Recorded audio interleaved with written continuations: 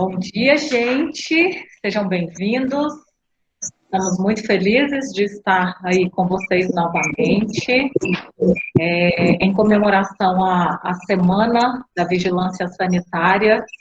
Nós convidamos a doutora Lívia Pancera para estar conosco, falando um pouco sobre as variantes aí, né, do novo coronavírus e o que mudou, se mudou, como é que nós vamos encarar essa nova etapa aí do enfrentamento da pandemia.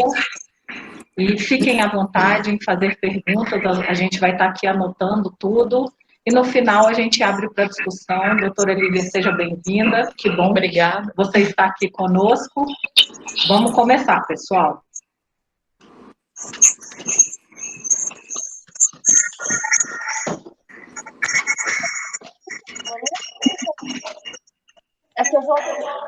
Bom dia a todos. Vocês conseguem me escutar bem? Tem alguém que está com o áudio aberto? Eu ia pedir só para desligar.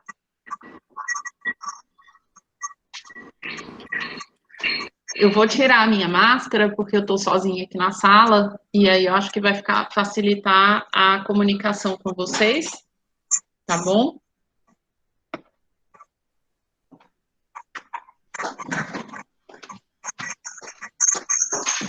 Eu vou...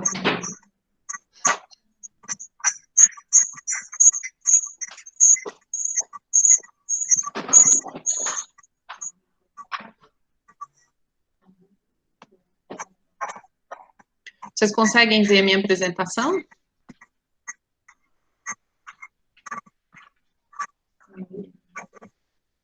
Ótimo. Então, pessoal, bom dia. Como a Fabiana já me apresentou, meu nome é Lívia, eu sou médica infectologista, eu trabalho atualmente no serviço de infectologia do Hospital de Base e estou como referência técnica da especialidade na Secretaria de Saúde, e a gente acabou, no último ano, bem envolvido em todas essas questões relacionadas à Covid-19.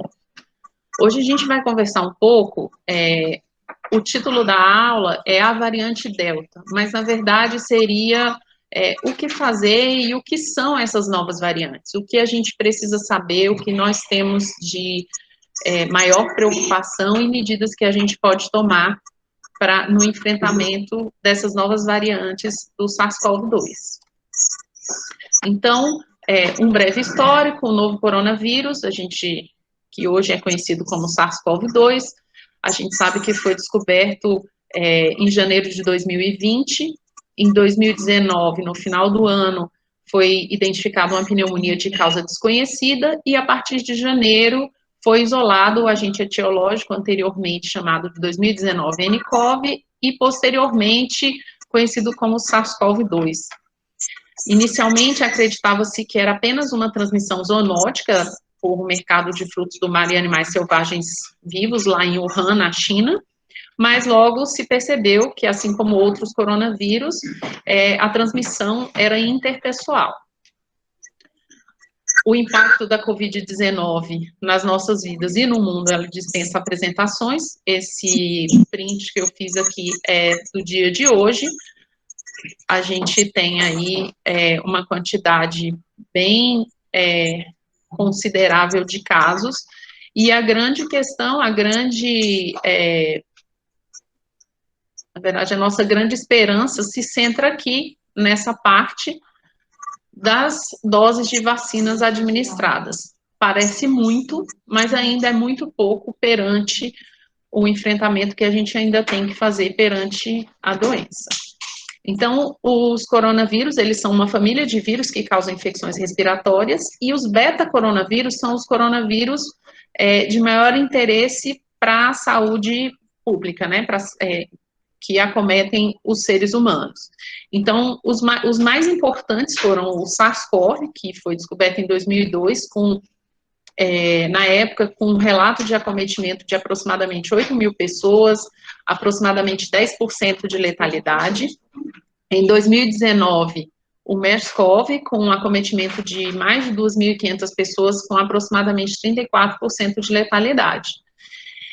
Isso pode parecer que esses dois outros vírus tinham uma letalidade maior, mas é que também, na época, os métodos diagnósticos eram mais difíceis de se fazer, então a gente não consegue quantificar uma proporção de assintomáticos ou de pacientes com sintomas leves. E o atual, que é o SARS-CoV-2, que foi descoberto em 2019. Então, posteriormente, a doença causada pelo SARS-CoV-2 foi denominada COVID-19. A gente já sabe que existe essa disseminação entre pessoas, assim como o MERS-CoV e o SARS-CoV, e a COVID-19, ela tem um espectro muito variado de apresentações. A gente acompanhou, na verdade, no último ano e meio, que se tem notícia da doença, a gente vê desde a formação de apresentação de quadros assintomáticos, pacientes com quadros leves, moderados, graves ou críticos. E os sintomas, eles variam desde síndrome gripal até síndrome respiratória aguda grave, passando também por sintomas não específicos. E esses sintomas não específicos, eles podem estar presentes, inclusive isolados, sem a manifestação de síndrome gripal. Então, um quadro bem variado e depende de vários fatores, não somente do agente etiológico em si, mas principalmente do hospedeiro que vai entrar em contato com o vírus. Em geral, os sintomas, eles aparecem entre 2 a 14 dias após a exposição, e um pico de apresentação em torno de 5 a 7 dias, que é o mais comum.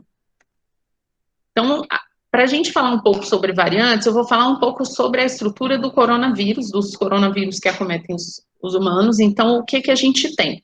A gente tem essas proteínas de superfície, que são essas bolinhas espiculadas azuis aqui ao redor dessa estrutura, que são conhecidas como proteína S ou proteína spike, que ela faz a ligação do vírus na célula humana e facilita a entrada na célula.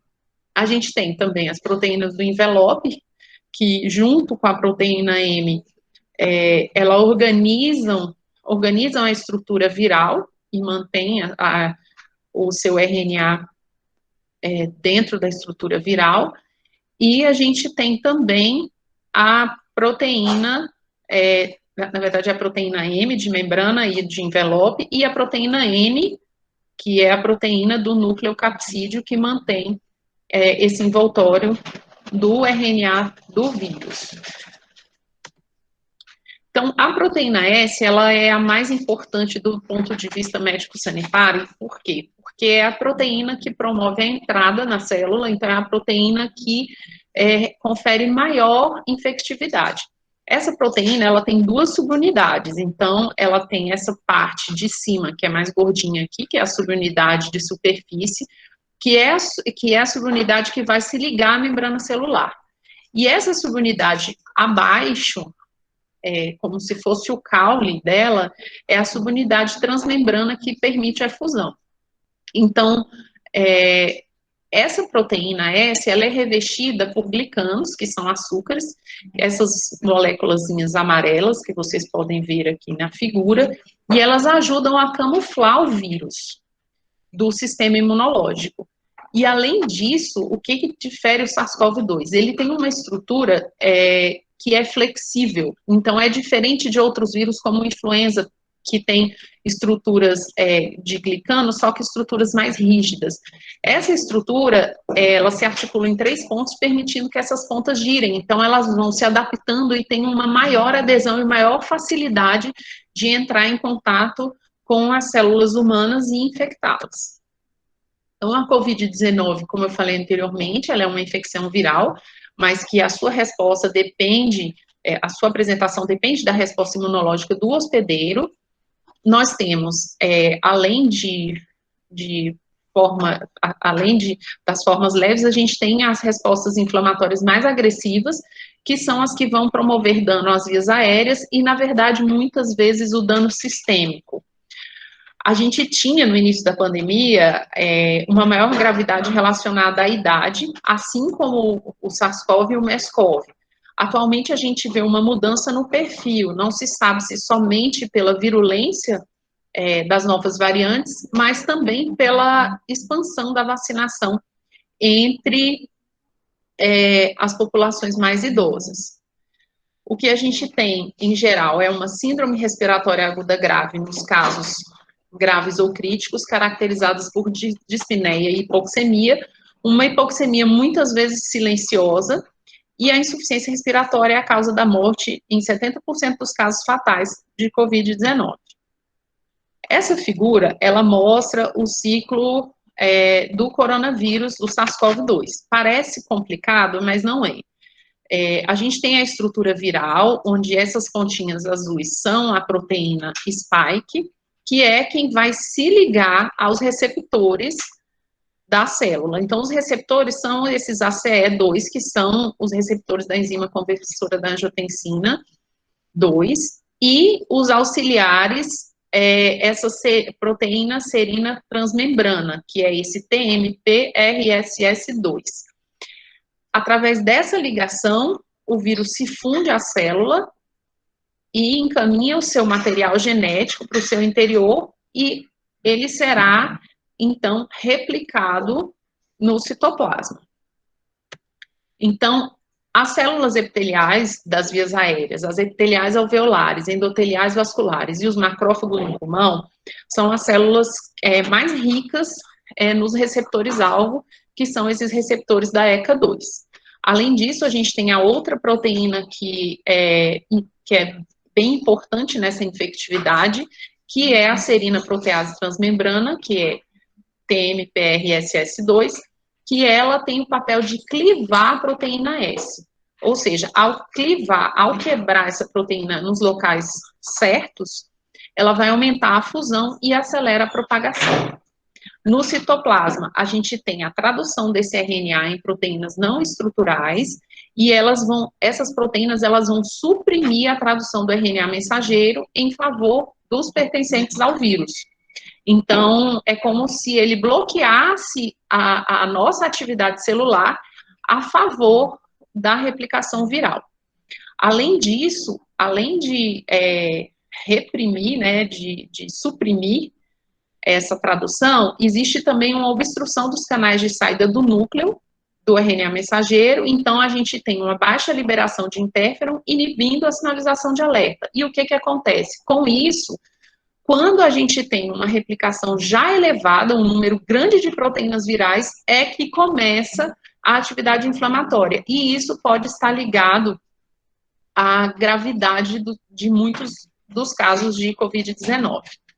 Continuando aquela figura, a gente tem essa replicação viral, então a gente tem que o vírus, ele transforma o retículo endoplasmático da célula em vesículas de membrana dupla. Então, ele é replicado, ele entra aqui no retículo endoplasmático, e aí ele utiliza o próprio retículo endoplasmático para formar uma vesícula de membrana dupla.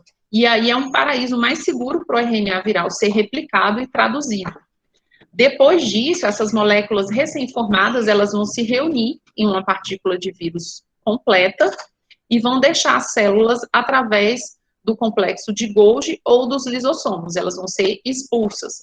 Isso é um mecanismo um pouco diferente das outras células que vão utilizar a própria membrana da célula humana para sua formação.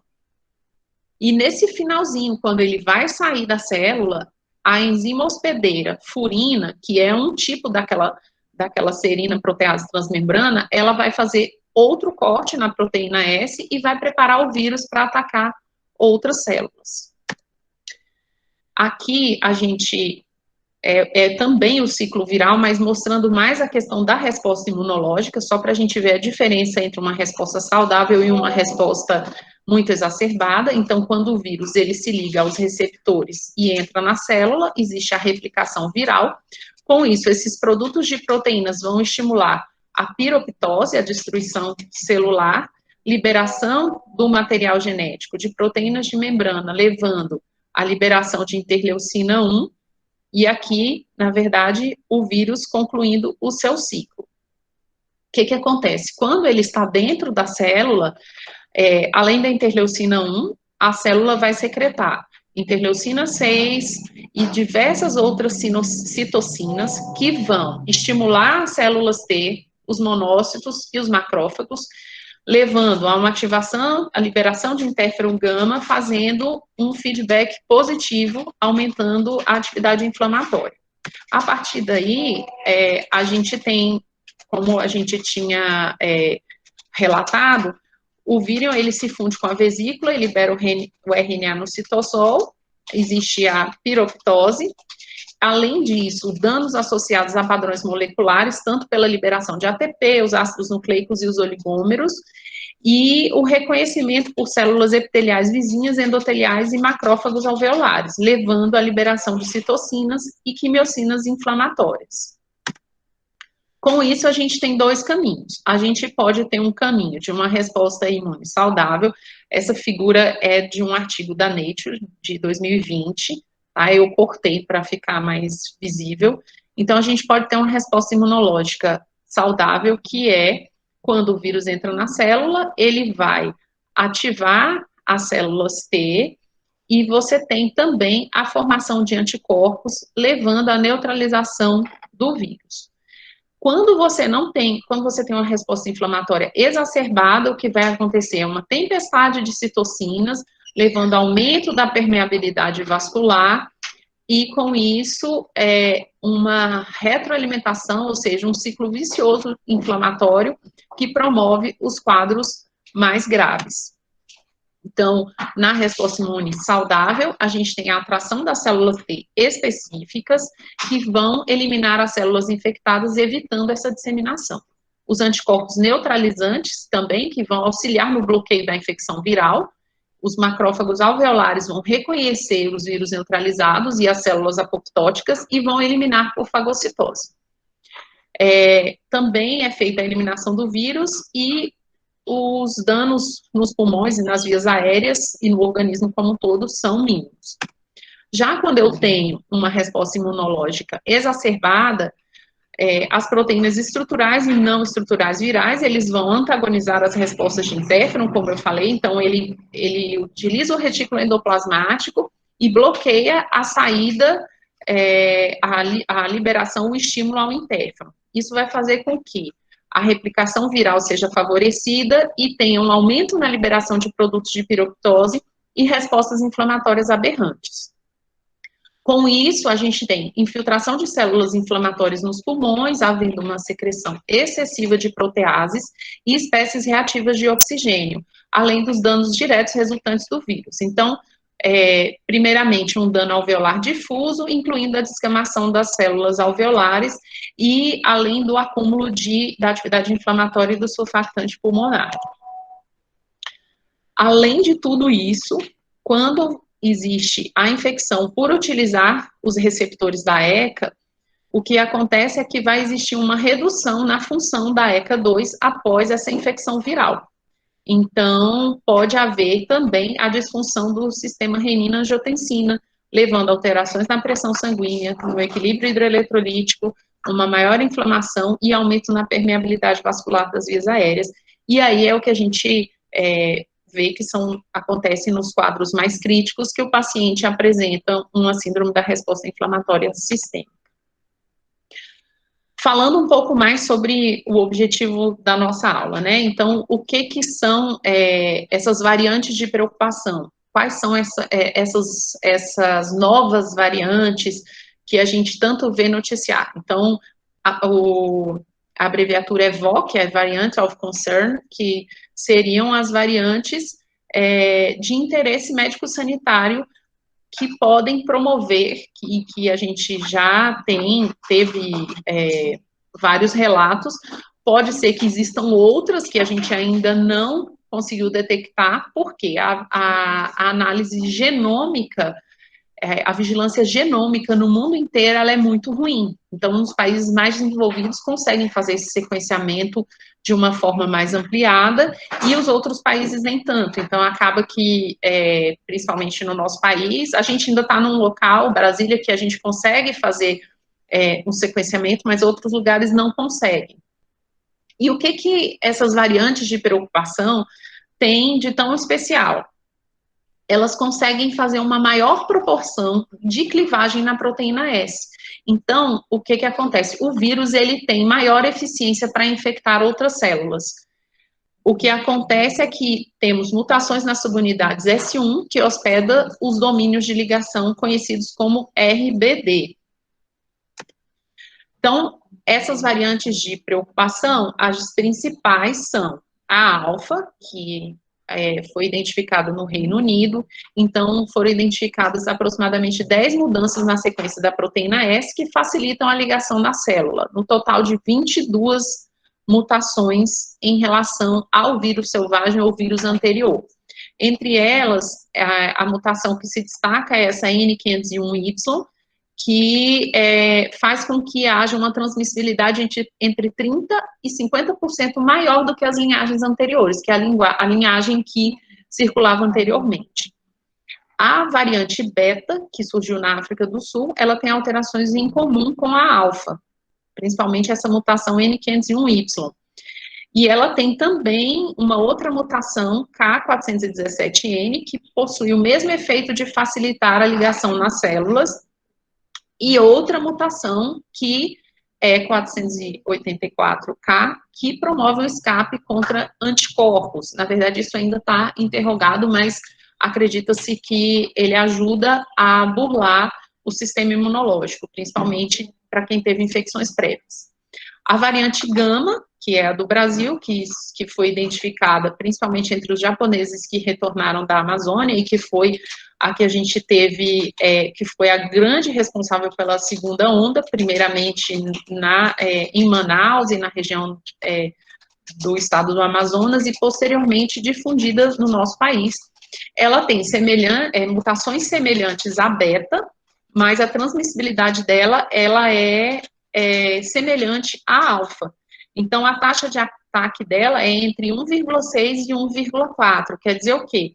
Que anteriormente o vírus tinha uma taxa de ataque entre 0,8 e 0,9. Então, cada pessoa doente tinha a capacidade de infectar 0,8 e 0,9. Já com a variação gama, essa taxa de ataque ela sobe para entre 1,4 e 1,6, ou seja, para cada doente você consegue infectar aí 1,5 pessoas, digamos assim.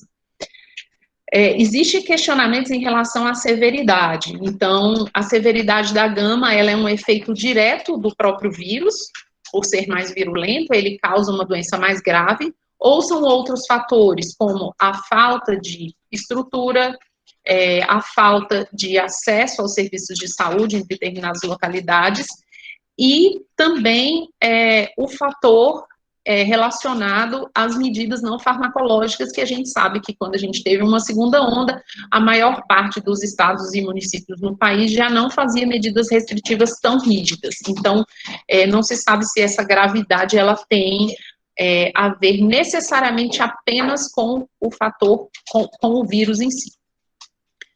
E a variante Delta, que é a que está causando o maior terror, ela tem mais de 12 mutações, que conferem maior virulência.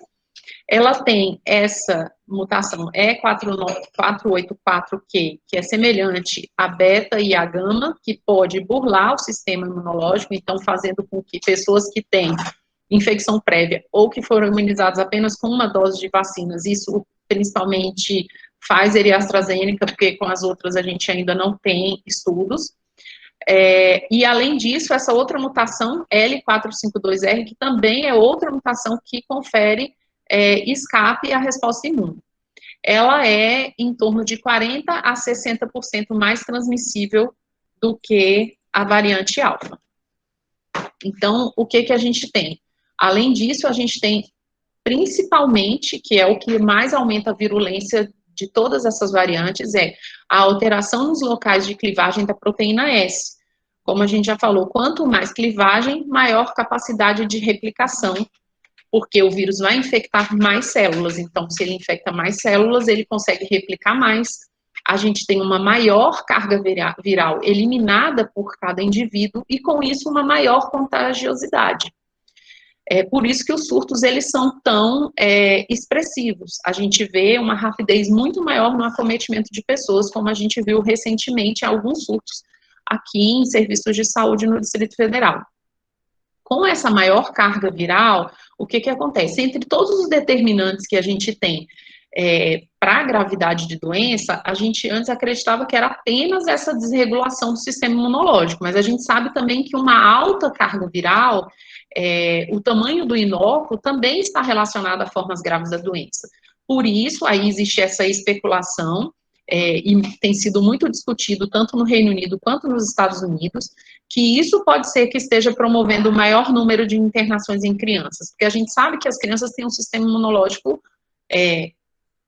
que está ali funcionante, e muitas vezes mais propenso a desenvolver uma resposta inflamatória mais rápida.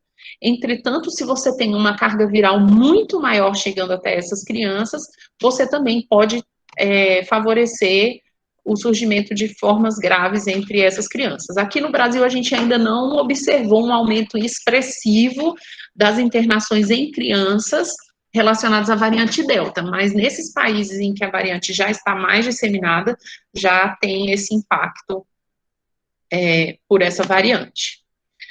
Bom, o que muda em relação à variante Delta? O que muda, na verdade, é essa capacidade maior de infecção, essa maior taxa de ataque, e a preocupação com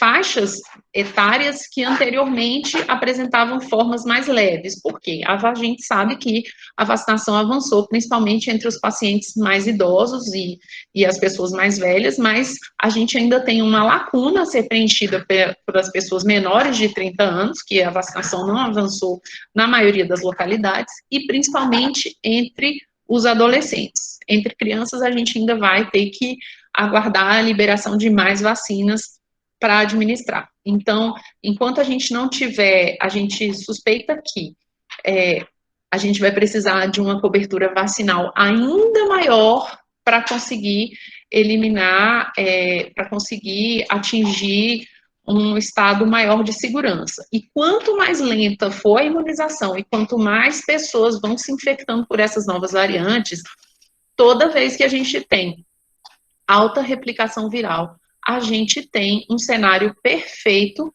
para o surgimento de novas variantes. Então, isso gera um ciclo vicioso. Então, hoje a gente tem alfa, beta, gama, delta. O que a gente não pode é favorecer para que esse alfabeto continue seguindo. Em relação às definições de caso, elas não mudam em relação às novas variantes. Então, a gente sabe que é a síndrome gripal, como eu coloquei aqui, não vou me atentar tanto nessas definições de caso, que eu acho mais interessante a gente discutir, principalmente as medidas de prevenção e ver quais são as dúvidas que vocês têm. A gente tem também aqui síndrome respiratória aguda grave, a mesma coisa, observar outras manifestações nas crianças, principalmente batimento de asa de nariz, cianose, tiragem intercostal. Estou falando de crianças porque pode ser que a gente venha a ter um aumento mais expressivo. E lembrar sempre que tanto na síndrome gripal quanto na síndrome respiratória aguda grave, a febre ela pode não estar presente. Então, o fato do paciente não ter febre não significa que a gente não tenha que deixar de suspeitar de Covid-19. A confirmação laboratorial, ela continua a mesma. O padrão ouro é a biologia molecular, o RT-PCR, preferencialmente entre o 3º e o 7º dia do início dos sintomas. O Ministério da Saúde já recomenda realizar a partir do 1º dia, mas a gente sabe que tem algumas questões envolvidas, tanto para você evitar perder o indivíduo quando chega no 1º dia, quanto a quantidade de testes que tinha no ano passado, mas a literatura ainda mostra maior sensibilidade entre o 3º e o 7º dia de sintomas. Os testes imunológicos cada vez menos utilizados, porque eles vão conferir, na verdade, mostrar a resposta imunológica posterior, a partir do 8º dia, com uma maior sensibilidade depois do 10º dia, e hoje a gente já não tem tanta utilidade, principalmente pela quantidade de pessoas que estão vacinadas. Mesmo assim, já lembrando, não são testes que devem ser feitos quando você se vacina. dosar anticorpos ou dosar anticorpos neutralizantes é uma resposta isolada. Não se sabe qual a quantidade de anticorpos neutralizantes necessária para conferir proteção.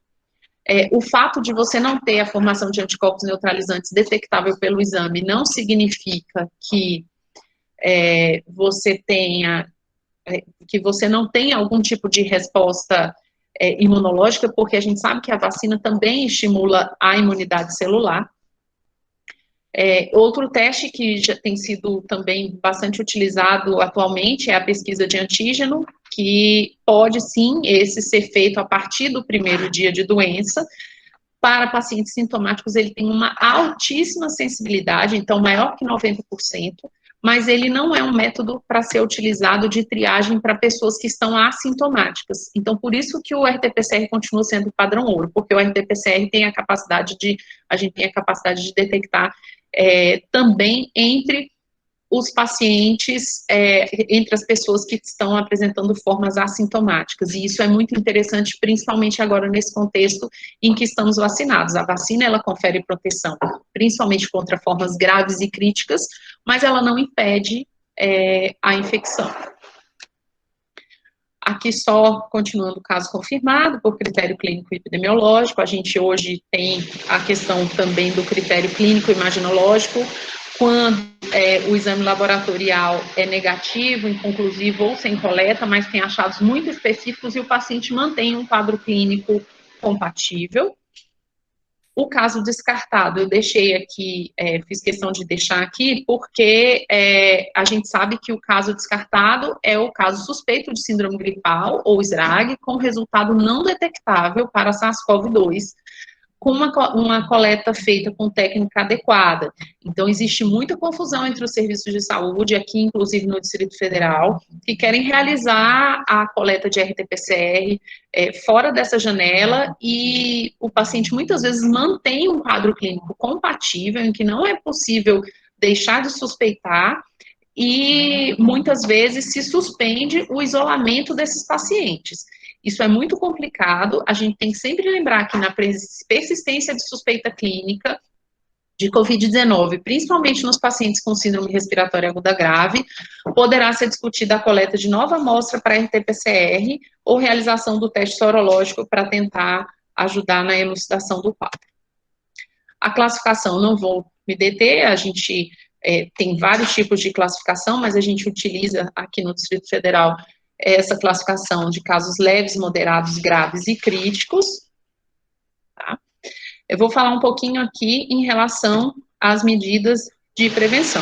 Essa figura, ela dispensa maiores apresentações, por conta que a higienização das mãos ela é fundamental e essencial para a prevenção de todo e qualquer tipo de infecção relacionada à assistência à saúde. O SARS-CoV-2, anteriormente, nas publicações de 2020, foi observado que ele é mais estável em plástico e aço inoxidável do que em cobre e papelão, então ele tende a ficar mais estável e maior tempo na superfície, superfícies mais lisas, superfícies porosas ele tende a durar menos tempo. E foi observado nesses estudos experimentais que havia vírus viável até 72 horas após a aplicação nas superfícies. O que a gente acredita que não é tão, hoje não é tanta a nossa preocupação, por quê? Porque o fundamental é você deixar, além da limpeza frequente de superfícies, deixar a superfície, os ambientes arejados. Então, isso também não favorece o acúmulo em superfícies inanimadas. Existe também essa especulação de permanência de até 3 horas em aerosóis, que é semelhante ao SARS-CoV-1, mas isso também foram estudos experimentais em que foi colocado uma quantidade de aerosóis de forma artificial. Isso serve como estimativa em relação às orientações de limpeza e desinfecção. Mas hoje a gente sabe que essa transmissão por fômites, que são as superfícies contaminadas, ela tem um menor papel em relação à transmissão, principalmente se a gente falar do que predomina, que é a transmissão aérea mesmo e por gotículas. Então, essas medidas gerais de controle, elas não mudam, a gente tem que manter a transmissão, a precaução contra a transmissão por gotículas ou contato, e também nos procedimentos geradores de aerosóis. Continua essa especulação da transmissão fecal-oral, mas ainda não temos uma confirmação tão determinante, mas é sempre importante ter o cuidado.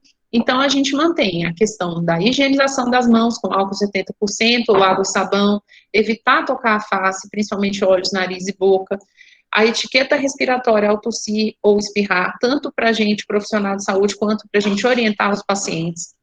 Manter a distância social de indivíduos com sintomas respiratórios no mínimo de 2 metros, e, na verdade, essa distância social, ela deveria ser mantida entre todas as pessoas no ambiente de trabalho, e a utilização de máscaras faciais. As medidas de prevenção e controle no serviço de saúde, a gente só lembrando que elas devem ser feitas e priorizadas em todas as etapas, então, tanto nas práticas internas, antes da chegada do paciente, na chegada do paciente, na triagem, na espera, na assistência e também no atendimento domiciliar. Os casos suspeitos ou confirmados, lembrando sempre de oferecer a máscara cirúrgica, a orientação quanto à etiqueta respiratória e também a orientação dos pacientes quanto à higienização frequente das mãos, e principalmente no serviço de internação, lembrando que acompanhantes apenas se for necessário ou garantido por lei, para evitar uma grande aglomeração de pessoas nos serviços de saúde. Os profissionais de saúde, o de sempre, higienização das mãos com preparação alcoólica, máscara cirúrgica, utilização de capote, luvas de procedimento, óculos de proteção ou protetor facial. Nos procedimentos geradores de aerosóis ou ambientes de coorte, dependendo da situação e da estrutura que você tiver, a gente recomenda o adicional das precauções para aerosóis, com a utilização de máscaras N95 ou PFF2, que aí é o principal adicional em relação às precauções, porque às vezes você tem uma estrutura de enfermaria que é toda de coorte, então, mesmo você não tendo tantos procedimentos, você acaba tendo algum tipo de, algum paciente em catéter ou em máscara, e isso também aumenta a aerosolização do ambiente. Esse passo a passo só para a gente lembrar da desparamentação e paramentação do paciente, mas a paramentação ela acaba sendo mais fácil. O difícil é sempre lembrar da sequência para fazer a desparamentação correta e evitar a contaminação. Então, isso aqui não é novidade para vocês, mas é sempre interessante revisar, é uma coisa que todo profissional de saúde tem que estar constantemente fazendo esse checklist, revendo esse passo a passo. Esse outro quadro é um quadro da última publicação da Anvisa, da nota técnica, falando a respeito das principais medidas para prevenir a disseminação de micro-organismos multiresistentes. Aí eu estou ampliando um pouquinho o leque da aula, porque eu acho que as precauções, elas são essenciais também não só para evitar novas variantes, mas para que a gente também evite essa disseminação e a dificuldade que a gente se encontra hoje no serviço de saúde com tantos pacientes colonizados por micro-organismos multiresistentes ou panresistentes. Então, lembrando aqui, acho interessante que vocês leiam a nota técnica, mas principalmente nesse banner ele fala da higiene das mãos, o gerenciamento, o uso racional de antimicrobianos, evitar utilizar antibióticos sem necessidade, realmente priorizar o uso racional, os cuidados com a higienização dos equipamentos e objetos, a utilização correta do equipamento de proteção individual, principalmente luvas, quando que se deve utilizar luvas, a utilização do avental ou capote individualizado para cada paciente assistido. Muitas pessoas questionam em relação ao custo que isso vai levar ao sistema de saúde, mas a gente acredita que nada se compara ao custo de você ter inúmeros pacientes colonizados ou com infecções por micro-organismos multiresistentes e panresistentes no serviço de saúde, consumindo antibiótico, com internações prolongadas e com uma série de intervenções a serem feitas. Então, essa questão da farmacoeconomia, ela vai muito além do que o simples custo do EPI. Bom, agora eu sei que a gente vai tentar abrir para discussão, vocês tem dúvidas? Só para finalizar, a importância dos profissionais em relação à atualização das notas técnicas plano de contingência, então é obrigação de todo profissional estar atualizado e buscar nos informes da Secretaria de Saúde quais são as notas técnicas vigentes, quais são os fluxos internos de cada instituição, quais são as precauções para cada tipo de acometimento e para cada local, o uso do EPI, então sempre revisar e muita atenção para a retirada, lembrando sempre do fundamental, a higiene das mãos, que é sempre negligenciada, o distanciamento social, mesmo entre os pares, as pessoas estão vacinadas, mas recentemente a gente viu nos serviços de saúde, locais onde os profissionais estavam vacinados e foram acometidos pela variante Delta, numa velocidade muito importante, alguns casos mais graves, então a gente tem que entender que a vacina ela é uma estratégia coletiva, mas que a gente precisa também de manter cuidados adicionais. A gente vai ter que fazer o nosso, além do gerenciamento de risco relacionado aos pacientes, à contaminação ambiental, a gente tem que fazer nosso gerenciamento de risco individual, manter os ambientes ventilados, a dor no zero durante a assistência, e a gente viu isso de uma forma, eu pude acompanhar a gerência de risco em algumas visitas, e a gente continua vendo os profissionais de saúde diretamente envolvidos na assistência com uma quantidade enorme de adornos, então, isso tudo favorece a propagação do vírus, o surgimento de novas variantes e também de bactérias multiresistentes. E lembrando a importância da vacinação, que acho que é um capítulo à parte, mas a gente sempre precisa ressaltar que a gente só consegue sair dessa situação com a imunização massiva. Obrigada pela atenção, agora a gente está aberto para algumas dúvidas. Eu vou colocar minha máscara aqui, porque a Fabiana está voltando, tá? Agora é a Pri que está vindo aqui, espera aí.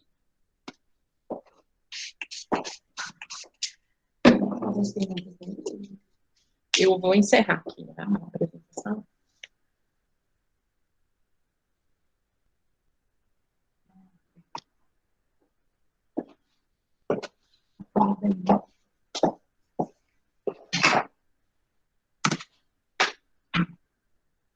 Dá sim, eu vou só, acho que interromper o compartilhamento. Já interrompi, já. Oi, gente. Bom dia para todo mundo. A gente agradece a presença de todos. Nossa reunião lotou, só começar falando que a nossa reunião lotou. Teve gente falando aqui nos grupos que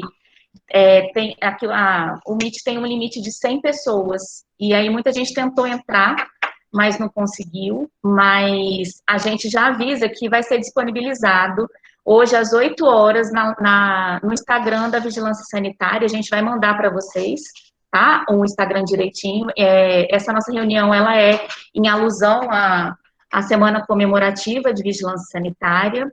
Então, vai ficar salva na live da Vigilância Sanitária, ou no Instagram da Vigilância Sanitária, tá? E no nosso também, da Geris, tá bom? A gente manda para vocês no grupo. A gente vai abrir, então, agora para as perguntas. A gente vai abrir aqui no chat. Tem uma mais para cima aqui do Júlio César. Aqui, mais, isso. Né? Mais um pouquinho. Não, aqui, mais pra frente. É só um pouquinho mesmo. Pode baixar. Pode baixar. É só mais um pouquinho para cima. Peraí que... Travou aqui, gente. Peraí. Aqui, ó. Júlio César, pronto. Bom, a pergunta é, essa variante de disseminação vai se somar à liberação das aulas presenciais nas escolas? Ele está querendo saber se tem algum alerta à Secretaria de Educação. Júlio César, existe um plano que a própria Secretaria de Educação elaborou em relação, primeiro, às escolas particulares e depois para as escolas públicas. Existe a orientação emitida pela Vigilância Sanitária em relação ao funcionamento das escolas, que foi emitida ainda no ano passado, e depois essa nota foi revisada, mas principalmente os setores da vigilância epidemiológica, a GEVITA e a GECAMP, elas estão envolvidas juntamente com a atenção primária, no planejamento dos serviços, tanto na revisão dessas questões das precauções, elaboração de material impresso mas principalmente vídeo, para evitar essa questão de transmissão e manipulação, principalmente em vídeo, tanto para os professores, para a comunidade escolar, para os outros funcionários, né, e para as crianças, principalmente, além de já ter um planejamento em relação à vigilância de eventuais surtos e as referências relacionadas à testagem de pessoas que possam vir a ser contaminadas.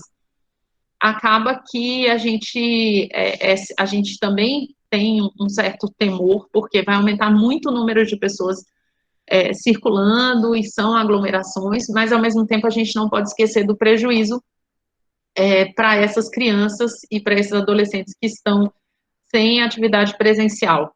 E também para os professores que têm tentado se desdobrar com aulas online, com a própria internet. Então, assim, é a hora da gente tentar fazer com que o Estado se responsabilize um pouco mais por essa questão da educação. Não sei se todas essas medidas vão ser suficientes, porque uma coisa é o planejado, uma coisa é o que a secretaria e a equipe técnica, principalmente, planeja, outra coisa é a execução. Mas vamos torcer para que o impacto não seja tão grande. Tem observado alterações no início da sintomatologia em pessoas vacinadas? Digo isso, pois tenho observado que pessoas vacinadas tiveram no 4º dia de contato antes RT-PCR negativo, porém positivo no 10º dia. Isso pode ser via da vacina ou do RT-PCR?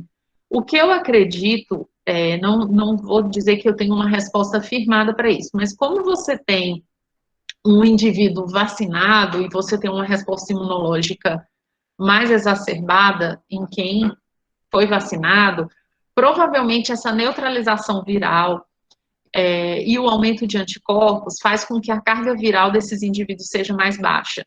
Então, quando você faz o RT-PCR, lembrando que o RT-PCR ele tem uma sensibilidade aí em torno de 60% a 70%, depende da técnica, depende de uma série de fatores. Então, provavelmente, essa própria resposta inflamatória já faz uma contenção inicial e diminui a carga viral. Com uma menor carga viral, você vai ter menor capacidade de detecção pelo RT-PCR. Vou tentar aqui. Sobre as roupas privativas nos ambientes COVID, eu acho que, assim, tem essa questão das orientações da própria Anvisa, que foram recém-divulgadas, mas eu acho que não existe muita mudança do que a gente já recomenda e do que já é o habitual no serviço de saúde. Até vou liberar aqui para a Pri, se quiser reforçar essa questão. É isso mesmo, gente. Não tem. Se você for pensar que é uma doença, né? Que a gente. É engraçado que a gente fala de Covid, todo mundo fica. As precauções. Gente, é uma coisa. Sempre existiu doença de transmissão por contato, por gotícula, por aerossol, e a gente fala como se fosse uma coisa nova, né? Criada. Mas as recomendações são as mesmas, mesmo que já existiam. Eu só coloco um adendo, a gente está tendo muito problema, assim, algumas pessoas colocando a questão de gente querendo fazer roupa privativa e levar para lavar para casa. Então, assim, lembrando que lá na NR32 fala que o fornecimento da roupa privativa nos locais onde são obrigatórias é de responsabilidade do empregador, tá? Então, assim, tem muita gente querendo fazer roupa e, não, ao invés de trabalhar com a minha roupa, eu vou trabalhar com a roupa privativa, ou assim, não estou gostando do material dessa roupa aqui. Aí eu vou mandar fazer uma e vou lavar na minha casa. Isso não pode, tá? A higienização da roupa privativa, ela tem que seguir a normativa de ser higienizada dentro do hospital.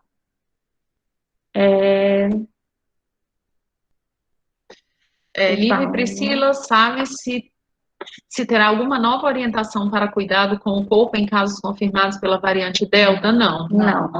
É a mesma orientação. Porque se a gente seguir todas as medidas de precaução, na verdade, se a gente conseguisse seguir todas as medidas de precaução, a gente já tinha minimizado todas essas questões e todos os efeitos e, inclusive, a disseminação das novas variantes, especialmente no serviço de saúde. São as mesmas orientações. O transporte também, tá, gente? É a mesma orientação. A gente mantém a mesma. Tem um pessoal altamente qualificado aqui me fazendo pergunta, eu não sei se eu vou saber responder não aqui. Doutora Cláudia perguntando se existe evidência da delta de evasão ao método de diagnóstico do RT-PCR atual.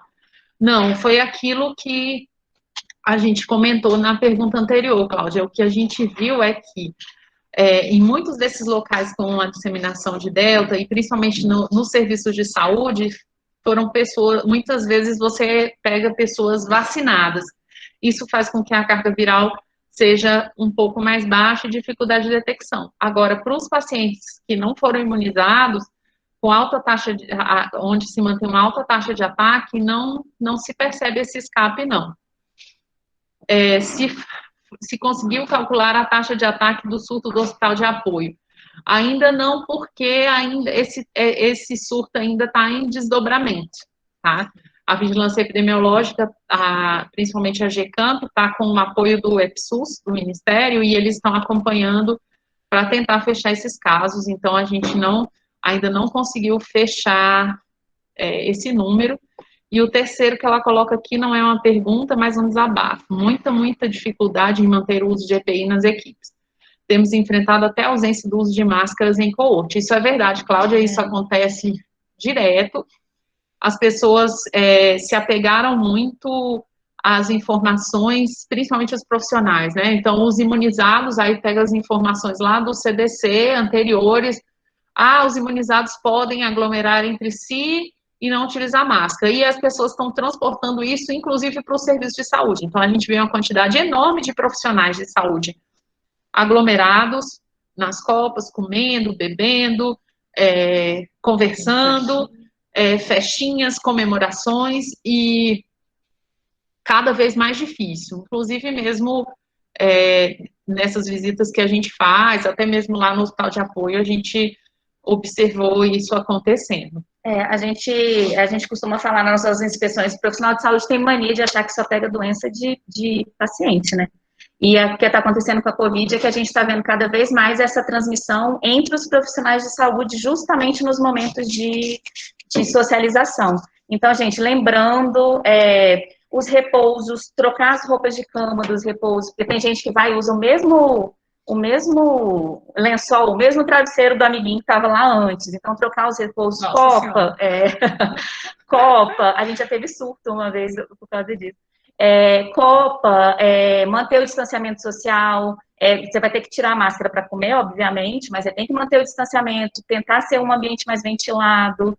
Então, realmente, essa questão que a doutora Cláudia colocou das pessoas achando que estão vacinadas e está tudo ótimo, realmente, eu acho que a gente ficou com muito medo no início, eu não sei se a gente já se acostumou um pouco com essa questão, né, já virou uma coisa mais, muita gente pegou e a gente já se acostumou, mas realmente a gente está vendo que no início a gente estava com uma adesão ao EPI muito, muito boa, até pelo medo de pegar a doença, e agora as pessoas estão um pouco mais relaxadas, digamos assim, e a gente ainda está em pandemia, tá?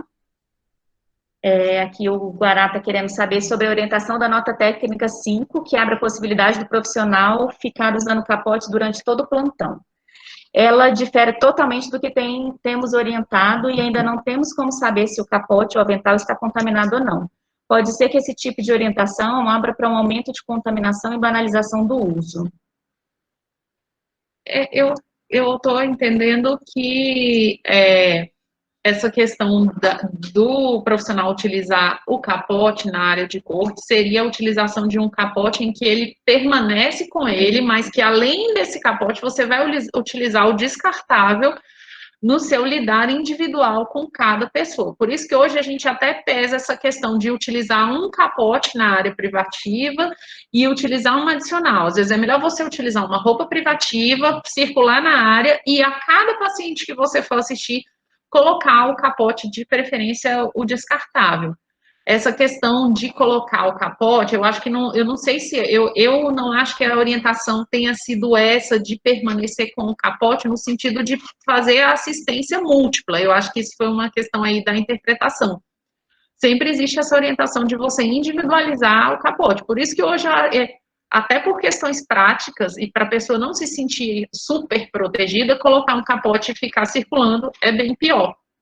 Então, talvez seja interessante retomar isso com as equipes, e até uma coisa que a gente estava conversando sobre a necessidade de retomar os treinamentos com as equipes, porque a gente tem essa questão, além do surgimento de novas variantes, além da disseminação da Covid, a gente tem que lembrar dessa disseminação de micro-organismos multiresistentes e principalmente pan-resistentes, em que hoje a gente recebe pacientes egressos de UTI, dos hospitais de campanha, nas enfermarias, e você tem 0 opções terapêuticas para você conseguir tratar indivíduos que muitas vezes ainda são jovens, ou que têm poucas comorbidades, ou que, assim, não estou falando jovem no sentido de que o idoso não deve ser valorizado, mas eu digo que uma abreviação de vida, não só de qualidade, mas da própria vida, por questões que na verdade, são banais. Então,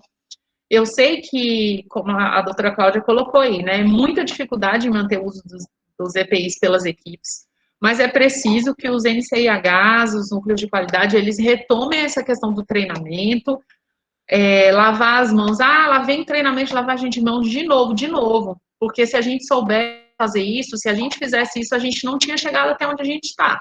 Isso aí em termos de humanidade, não é cada um como indivíduo. Você como indivíduo pode fazer, mas mesmo fazendo, você tem o dever de ser multiplicador. Acho que exatamente. Gente, e vamos só lembrar também que a equipe de saúde, a equipe assistencial não é só enfermeiro e técnico de enfermagem.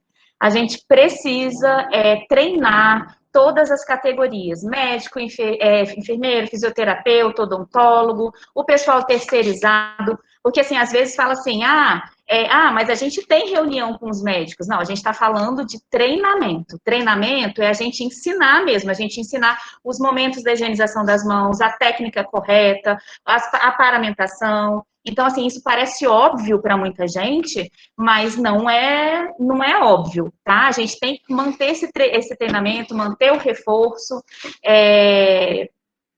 Isso, a gente chegou no momento que a gente precisa retomar, acho que a gente treinou muito lá no início da pandemia, e agora a gente chegou no momento que a gente está precisando retomar, porque as coisas ficaram meio, né, as pessoas estão meio relaxando mesmo, como diz a doutora Cláudia, tá? Então, lembrando que a equipe assistencial é uma equipe multidisciplinar, então você tem que treinar todo mundo, os terceirizados também, médico também, fisioterapeuta também, e outra coisa que a gente queria colocar, vamos retomar, lá no início da pandemia também, a gente chegava nos locais, a gente via que tinha cartazes de alerta quanto a distanciamento social, uso de máscara, higienização das mãos, esses cartazes meio que se perderam aí no meio da pandemia, né? Não sei se ficou, as pessoas acham que foi óbvio, resolveram tirar para colocar um outro alerta, mas vamos retomar, a questão visual é muito importante, tá, gente? Um cartaz perto das pias, perto dos dispensadores de álcool, lembrar sobre distanciamento social, marcar o chão, marcar as cadeiras,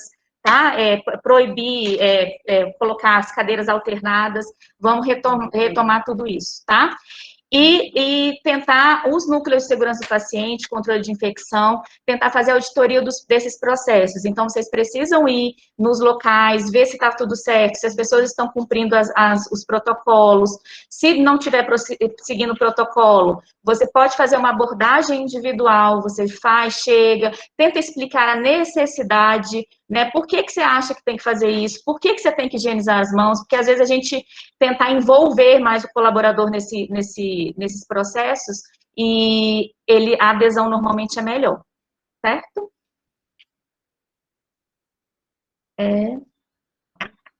Acho que não. A gente... Deixa eu ver se tem mais alguma pergunta. Mas eu acho que tudo isso que a Priscila falou é bem importante, porque o que a gente vê hoje é que, igual quando eu estava comentando ali na aula, né, a preparação e a prevenção em todos os estágios, antes do indivíduo chegar, durante a sua estada, mesmo que num serviço de recepção, de acolhimento, durante a assistência e após a assistência, entre os profissionais e entre os próprios pacientes que tem que ser orientado. Então, a gente teve um surto, a gente está com vários surtos de Delta, hoje a gente já está até acreditando nessa transmissão comunitária, por isso tem que reforçar essas medidas de precaução, mas a gente teve o exemplo do hospital de apoio, com uma alta taxa de ataque, um hospital pequeno, em que você teve uma disseminação muito rápida e inicialmente entre os profissionais de saúde que estavam vacinados. Então, acho que isso serve, a gente não quer citar isso como uma forma de punir, dizer, essas pessoas estão erradas, mas assim, é um exemplo que a gente tem que tomar como aprendizado. A gente tem que tomar como aprendizado para a gente entender, então se as pessoas são profissionais de saúde, elas já têm conhecimento em relação às medidas de precaução, elas têm o EPI para trabalhar, elas estão vacinadas e ainda assim houve uma disseminação muito grande, é para a gente entender que todos esses alertas não são insistência de pessoas chatas, né, os controladores de infecção,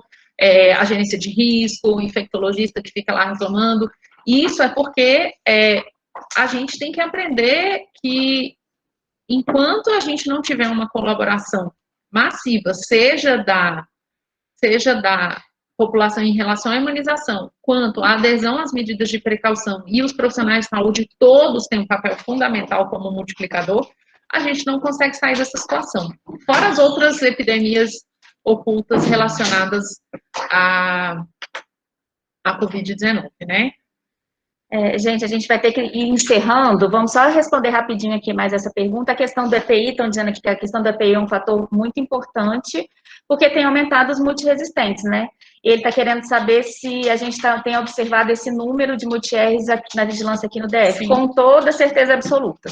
Estamos colhendo os frutos, não que a Covid tenha acabado, mas estamos colhendo o fruto aí de um ano e alguma coisa de pandemia. Está um aumento absurdo do número de multiresistentes e pan-resistentes. Então, inclusive, assim, um aumento assustador nos pan-resistentes. Inclusive, a gente tem vários surtos. A gente tem, exatamente. Aqui, atualmente, estamos com vários surtos em vários hospitais. Então, assim, monitorem e vamos tentar aí conter essa disseminação, e pelas precauções básicas mesmo, né, gente? A Luciana está perguntando se a gente tem material para disponibilizar para os núcleos. Infelizmente, a gente não tem, tá? Material impresso não temos, mas no site da Anvisa e no nosso site da gerência de risco, inclusive ele está atualizado, a gente vai já divulgar para vocês, tem um material para vocês fazerem um download e poderem imprimir, se vocês puderem, tá bom? Pessoal, a gente agradece imensamente a presença de todo mundo. Desculpa quem conseguiu só entrar depois, porque realmente lotou. A gente agradece sempre muito a parceria da doutora Lívia, a parceria de vocês. Continuamos aqui para o que vocês precisarem e vamos lá, tá bom? Tchau, pessoal. Obrigada pela atenção. Bom dia e força aí na luta cotidiana.